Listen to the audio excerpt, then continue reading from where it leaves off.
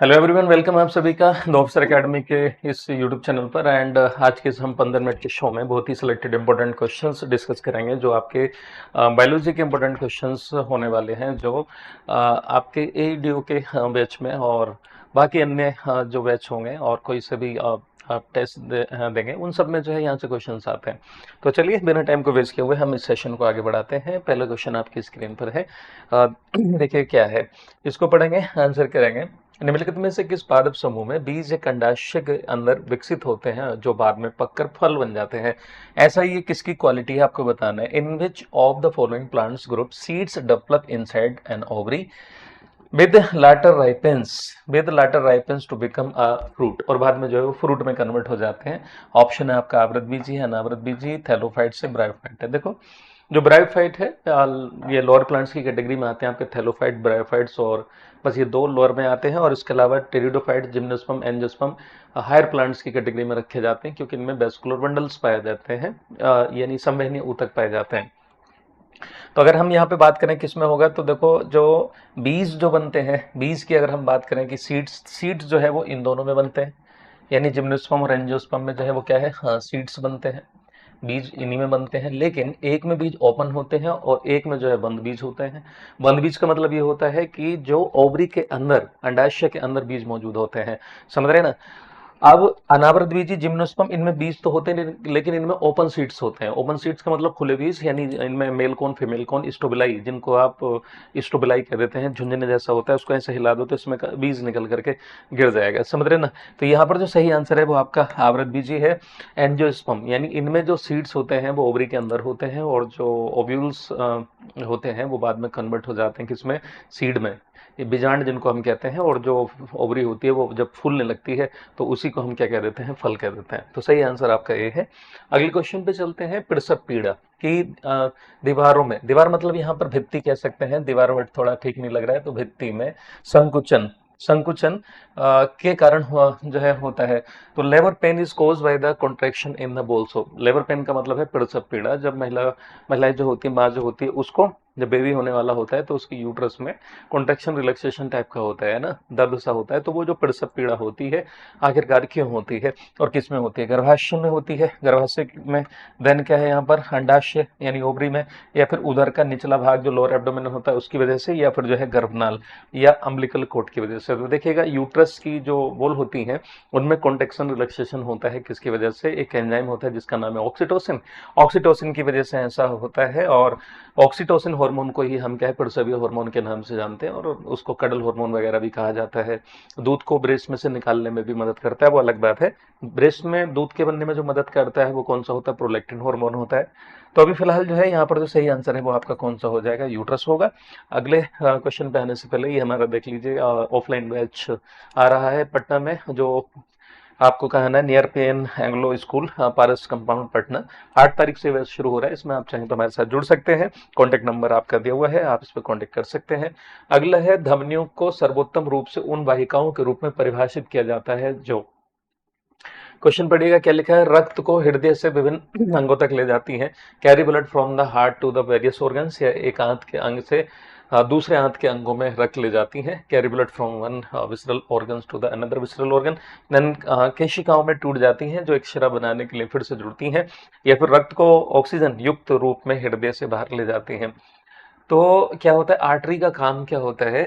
Artery का काम होता है रक्त को हृदय से अंगों तक लेकर के जाना, समझ रहे हैं ना। तो यही इसका सही ऑप्शन हो जाएगा। आर्टरी जो होती है वो थिक वॉल्ड होती है और इसमें हार्ट पंप करता है। तो जो एओर्टा होती है उसमें हार्ट पंप करता है, बाकी आर्टरी जो इसमें लगी होती है वो इससे जुड़ी हुई रहती हैं, उनमें जो है खून पहुंच जाता है इसी के जरिए। अगले, निम्नलिखित में से किसके कारण टमाटर का रंग लाल होता है? जो टमाटर है, टमाटर का रंग जो लाल है वो किसकी वजह से होता है? शुरुआती दौर में देखा जाए तो ज्यादातर फल जो होते हैं वो कैसे होते हैं? हरे होते हैं। लेकिन उनका वक्ती तौर पे देखा जाए तो ट्रांसफॉर्मेशन होता है, उनका रंग बदलता चला जाता है ना। तो किसकी वजह से होता है? कैप्सिसिन की वजह से होता है, देन कैरोटीन की वजह से होता है, देन क्या एंथोसाइनिन की वजह से होता है, या इनमें से कोई नहीं? तो देखो यहाँ पर जो सही आंसर होगा वो आपका ई हो जाएगा, एबीसीडी डी कह लो इसको, ई है ना, यानी इनमें से कोई भी नहीं। दरअसल होता क्या है कि टमाटर का जो रंग लाल होता है वो किसकी वजह से होता है? लाइकोपीन की वजह से होता है। किसकी वजह से होता है? लाइकोपीन की वजह से होता है। ठीक है ना। तो कैप्साइसिन जो होता है ना, कैप्साइसिन होगा, ये दो जगह लिखा गया है। तो ओके, तो जो मिर्च वगैरह होती है उनमें ऐसा रहता है। कैरोटीन की वजह से गाजर का रंग लाल होता है। एंथोसाइनिन की वजह से दो रंग आते हैं, लाल आता है और बैंगनी आता है। बैंगनी बैंगन में, और जो होता है जावा प्लम जिसको हम बोलते हैं जामुन, उसमें होगा। और लाल रंग जो है एप्पल में, पोमग्रेनेट अनार में, है ना, लीची में, इन सब में जो है इसकी वजह से आता है।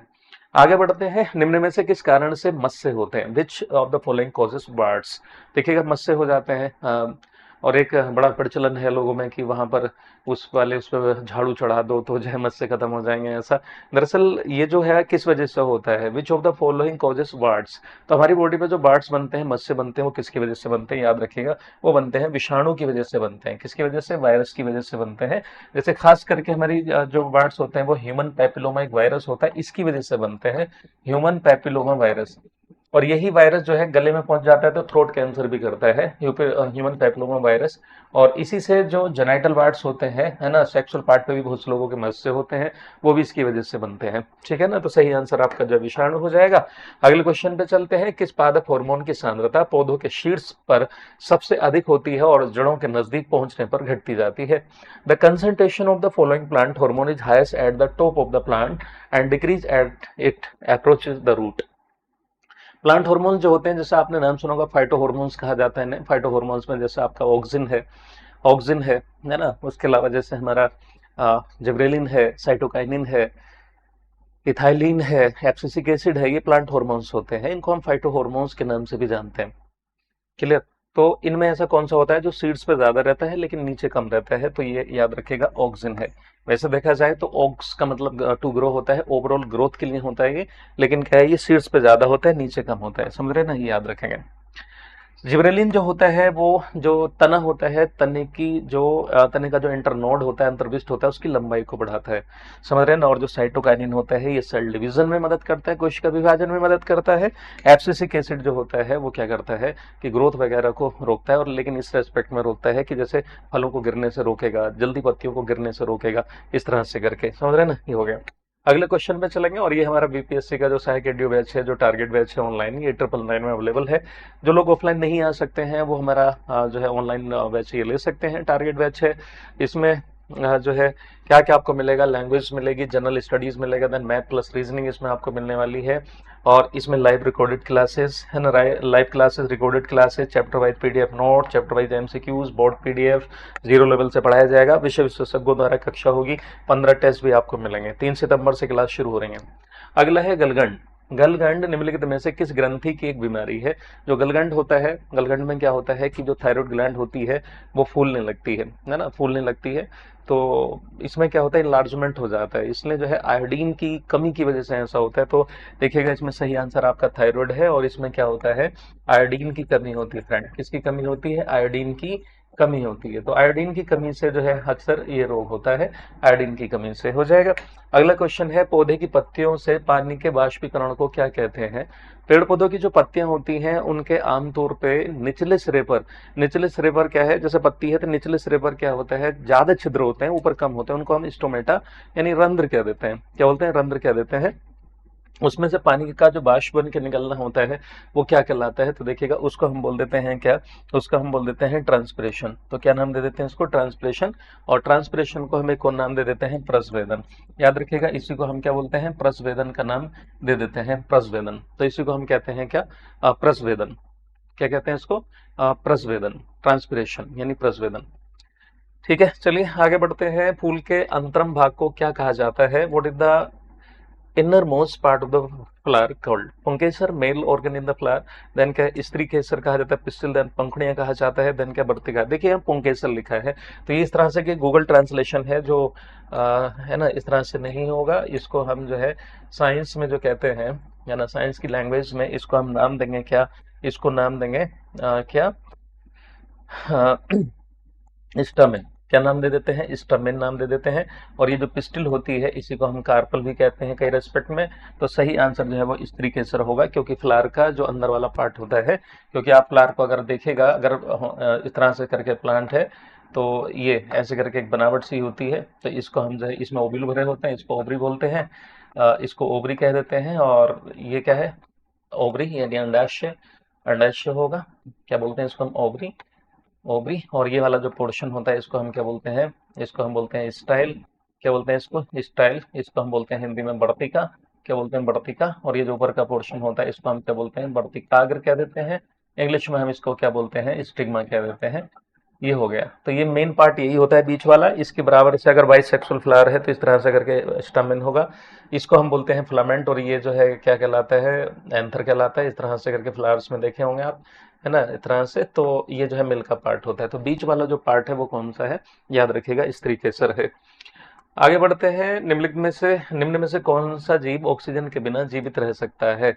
ऑप्शन है आपका विच of the following organism can survive without organ. तो ऑप्शन देखिएगा, ऑप्शन है आपका एरोबिक है, पैरासाइट है, एनारोबिक है, देन क्या है, खमीर है। बिना ऑक्सीजन के जिंदा रह सकता है, हाँ ठीक है। तो याद रखिएगा, इस तरह के जो जीव होंगे वो क्या है, बिना ऑक्सीजन की प्रेजेंस में क्या है, अपना जीवन यापन कर लेते हैं, रेस्पिरेशन कर लेते हैं। Such kind of respiration is called anaerobic respiration, अवायु, है ना। तो अवायु जीवी जो होंगे, एनारोबिक जो होंगे, ये आपका सही आंसर हो जाएगा एनारोबिक, है ना। तो ये जो है बिना ऑक्सीजन के भी क्या है, जिंदा रह सकते हैं।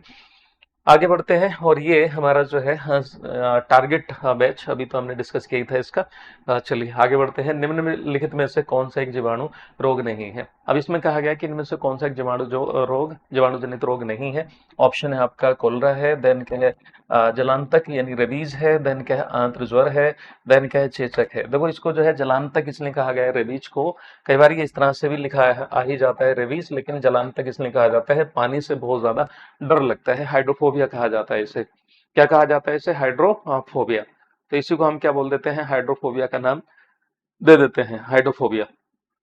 ठीक है, तो याद रखिएगा यहाँ पर जो सही आंसर हो जाएगा वो कौन सा होगा आप लोगों का। तो देखो यहाँ हैजा जो है विब्रियो कोलोरी नाम के बैक्टीरिया से होता है, और जलांतक जो होता है इसके लिए भी क्या है, तो देखिएगा आंत्र ज्वर जो होगा, टाइफाइड ये भी बैक्टीरिया से होता है, साल्मोनेला टाइफी बैक्टीरिया होता है। चेचक जो है स्मॉल पॉक्स, इसमें वैसे दो आंसर जो है सही होने चाहिए, क्योंकि इसमें जो है ऐसे मान के चलो ये क्वेश्चन, चलिए मैं आपको बता देता हूँ, समझ होनी चाहिए हमें। एक तो ये वाला ऑप्शन भी ठीक है हमारा रेबीज, क्योंकि इसके लिए भी जो है वायरस होता है, ठीक है। और जो चेचक होता है याद रखिएगा ये भी जो है वेरियोला नाम के वायरस से होता है। तो यहाँ पर सही आंसर जो है वो आपका बी और डी है। टाइपिंग में एरर है थोड़ा सा, लेकिन आपको जो है समझ में बता रहा हूँ, ये जो है बैक्टीरिया से होने वाली बीमारी है, और ये भी बैक्टीरिया से होने वाली बीमारी है। तो स्मॉल पॉक्स भी इससे ही होता है, और जो है वायरस भी जो है जलांतक भी वायरस से ही होता है। अगला है जीका वायरस, यानी जीका विषाणु किसके द्वारा फैलता है। जीका विषाणु जो होगा वो किसके द्वारा फैलता है। ऑप्शन है आपका चूहे के काटने से यानी रेड वाइट से फैलेगा, देन क्या बंदर के काटने से यानी मंकी वाइट से फैलेगा, देन क्या सांप के काटने से यानी स्नेक वाइट, देन क्या है इनमें से कोई भी नहीं, नन ऑफ दीज। तो देखिएगा यहाँ पर जो सही आंसर होना चाहिए कि एक्चुअल में जो जीका वायरस होता है ये फैलता है मच्छरों से, जिससे फैलता है मच्छरों से फैलता है। तो जाहिर बात है यहाँ पर जो सही आंसर हो जाएगा वो कौन सा होगा, डी होगा। इनमें से किसी के काटने वाटने से जो है ये नहीं फैलता है। तो सही आंसर जो है वो इनमें से डी है। आगे बढ़ते हैं, निम्नलिखित ग्रंथियों में से कौन सी ग्रंथि फेफड़ों के बीच विद्यमान रहती है। विच of the following glands is present between the lungs, यानी जो हमारे फेफड़े होते हैं उसके बीच में जो प्रेजेंट रहती हैं वो कौन सी ग्लैंड रहती हैं। ठीक है, तो ऑप्शन है आपका फ्यूस ग्रंथि यानी पिट्यूटरी, देन क्या है बाल्य ग्रंथि जिसको थाइमस कहते हैं, देन क्या है अर्धश्वेतक यानी हाइपोथैलेमस, देन क्या अधिब्रक ग्रंथि एड्रिनल ग्लैंड। क्या सही आंसर होना चाहिए। तो देखो जो हमारी थाइमस ग्लैंड होती हैं 4 होती हैं और यहाँ पर होती हैं, ठीक है ना। लेकिन कुछ लोग इसको मानते हैं कि वेस्टिजियल है, अब्सेसिंग है, लेकिन कहीं कहीं कहा जाता है कि कैल्शियम के जो है कैल्शियम को स्टोर करने में या उसमें हेल्प करती हैं। उसके साथ साथ जो है जो हमारी टी लिम्फोसाइट सेल्स होती हैं, डब्ल्यूबीसी का एक टाइप होता है ना टी लिम्फोसाइट, एक बी लिम्फोसाइट एक टी लिम्फोसाइट। तो टी लिम्फोसाइट यहाँ पर आकर मैच्योर होती हैं, बन के वो बोन मैरो में ही आती है, लेकिन यहाँ मैच्योर होती हैं। तो सही आंसर आपका कौन सा है, बी है। आगे बढ़ते हैं, what is the place of cellular respiration in the animal cell. ये 15 मिनट का शो है। अगर आपको डिटेल में देखना होगा, जैसे इस टाइप का जो हम समझाते हुए चलते हैं बहुत ज्यादा डिटेल में हर क्वेश्चन को, तो आप जो है 5 बजे क्लास होती है एड योग बैच की, द ऑफिसर अकेडमी के यूट्यूब चैनल पर, और फिर रात में 8 बजे एक और क्लास होती है बायोलॉजी की, आप उसमें भी आ सकते हैं। तो यहाँ पर जो सही आंसर है वो कौन सा है, सेलुलर रेस्पिरेशन कहाँ पर होता है, याद रखिएगा माइटोकॉन्ड्रिया में होता है। कहाँ पर होता है, माइटोकॉन्ड्रिया में सेलुलर रेस्पिरेशन होता है। अगला क्वेश्चन है आपकी स्क्रीन पर, जीन के भीतर आधार अनुक्रम परिवर्तन कहलाता है। Base sequence change with in a gene is called, प्रतिरूपण कहलाता है, उत्परिवर्तन कहलाता है, देन क्या प्रजनन कहलाता है, देन वंशागति कहलाता है। तो जो बेस सीक्वेंस बनता है जीन के अंदर और अगर उसमें कुछ परिवर्तन हो जाता है तो उसको हम क्या बोल देते हैं, म्यूटेशन कह देते हैं। और ये सडन चेंज होता है, याद रखिएगा, sudden change in DNA is called the mutation. और अगर धीरे धीरे ग्रेजुअल चेंज हो रहा है तो उसको हम बोलते हैं इवोल्यूशन। तो ये था हमारे 15 मिनट के शो के 15 क्वेश्चन। और जो है बहुत डिटेल में अगर पढ़ना होगा तो आप जो है बैच में आइएगा, 5 बजे क्लास होती है एडीओ बैच की, है ना, साइंस की। और जो है रात में 8 बजे भी होती है बायोलॉजी की। 5 बजे जो होती है उसमें फिजिक्स केमिस्ट्री बायोलॉजी, हाँ, तीनों में ही लेता हूँ। तो उम्मीद करते हैं कि आप लोगों को ये जो है क्लास अच्छी लगी होगी। अगर वाकई में अच्छी लगी हो तो अपना कमेंट बॉक्स में कमेंट जरूर दीजिएगा। मिलते हैं अगले शो में 15 मिनट के। ओके, तब तक अपना ध्यान रखें। जय हिंद, जय भारत और टेक केयर।